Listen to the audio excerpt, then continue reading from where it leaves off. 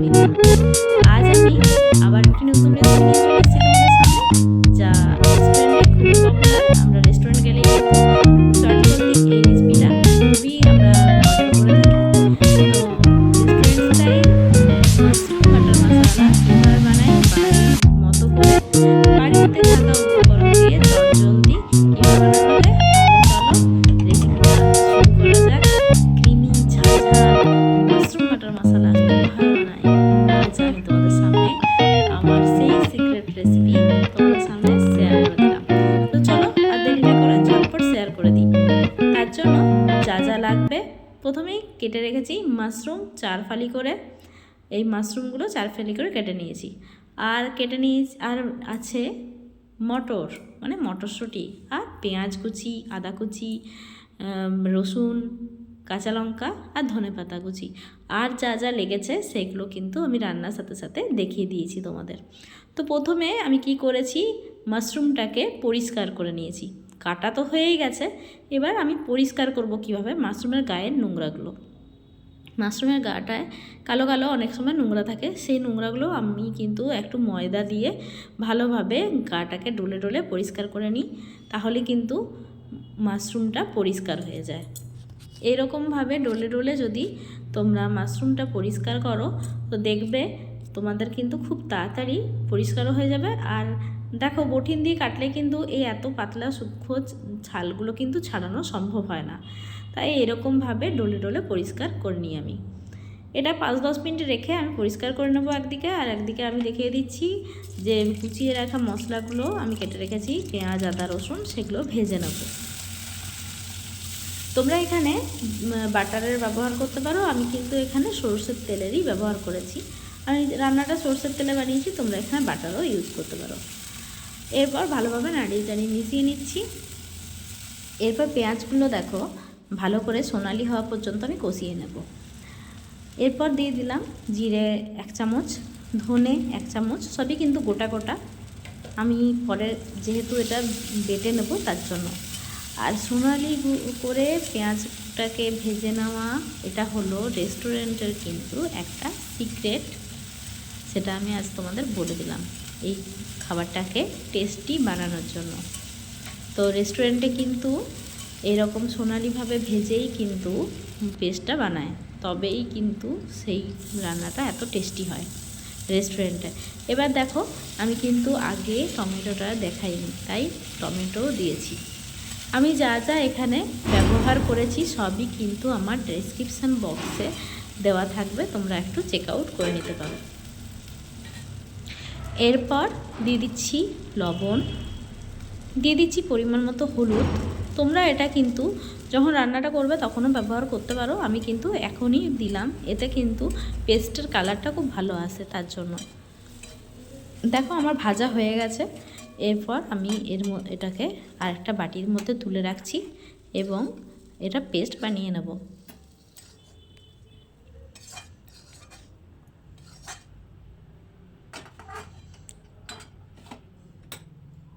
আর এতক্ষণ ধরে যে বন্ধুরা আমার ভিডিওটা দেখছো, এখনও লাইক দিতে ভুলে গেছো, অবশ্যই কিন্তু একটা লাইক করে দেবে।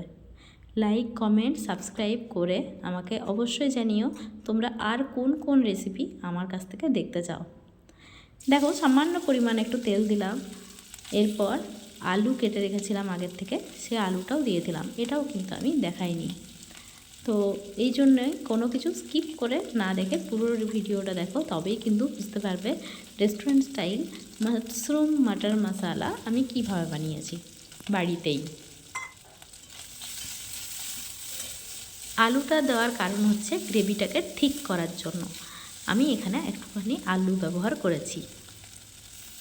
এরপর আলুটা একটু ভাজা ভাজা হয়ে গেছে, আমি এর মধ্যেই দিয়ে দেবো মাশরুমটা। দেখো মাশরুমটা আমি ভালোভাবে ধুয়ে নিয়েছি 3-4 বার করে, আর গাটা কিন্তু মাশরুমের একদম পরিষ্কার হয়ে গেছে।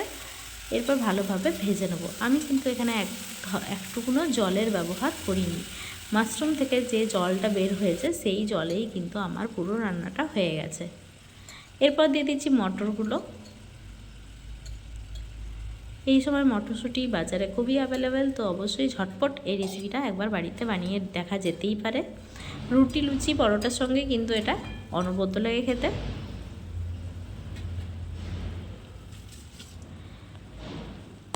এরপর যে আগে থেকে পেস্টটা বানিয়ে রেখেছিলাম সেই পেস্টটা দিয়ে দিলাম।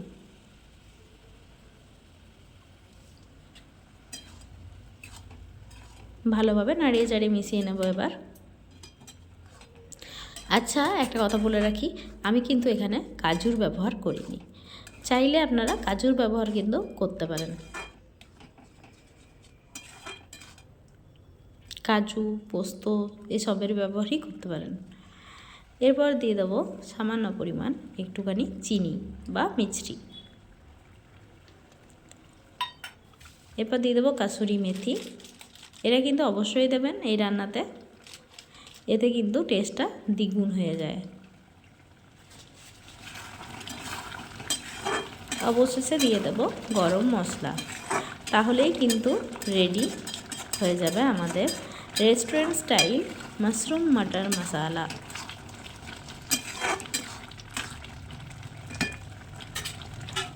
আমার এখানে টেস্ট করে আমি দেখলাম যে একটুখানি লবণ লাগবে, তাই আমি আরও একটু লবণ দিয়ে দিচ্ছি উপর থেকে। এরপর দিয়ে দেবো ধনেপাতা কুচি। ভালো করে নাড়িয়ে চাড়িয়ে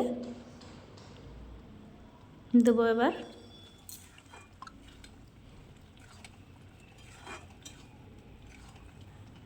গরম মশলা দিয়ে 1 মিনিট দমে রেখে আর আমি গ্যাসের চুলাটি অফ করে দেবো। তাহলেই কিন্তু রেডি হয়ে যাবে আমাদের মাশরুম মটর মশালা। দেখতেও যেমন সুন্দর, খেতেও তেমনি সুস্বাদু।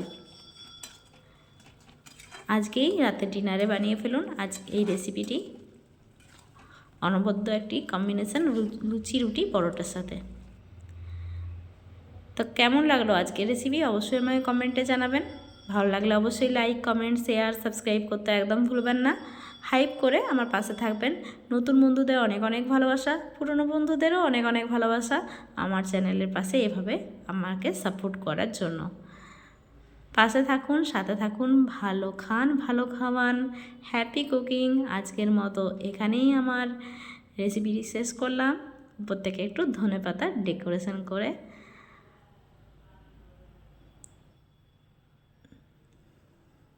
আপনাদের সাথে গল্প করতে করতে পুরো রেসিপিটাই আমার হয়ে গেছে। কেমন লাগলো অবশ্যই কিন্তু কমেন্টে জানাবেন। আর এখনও যদি লাইক না করে থাকেন অবশ্যই একটা লাইক করে দেবেন। আজকের মতো এখানেই রাখলাম। ভালো থাকুন, সুস্থ থাকুন, ভালো খান, ভালো খাওয়ান, হ্যাপি কুকিং।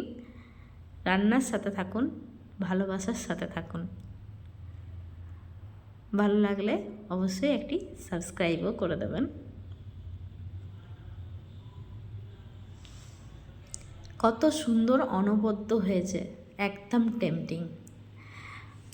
আমাকে কিন্তু অবশ্যই জানাবেন। আমার তো খুবই ভালো লেগেছে, তাই আমি আপনাদের সাথে শেয়ার করেছি রেসিপিটা।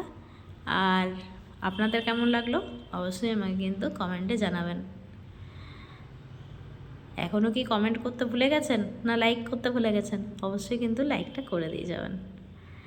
আপনার একটি লাইকে আমি অনেক উৎসাহ পাই নতুন ভিডিও আনার জন্য। টাটা।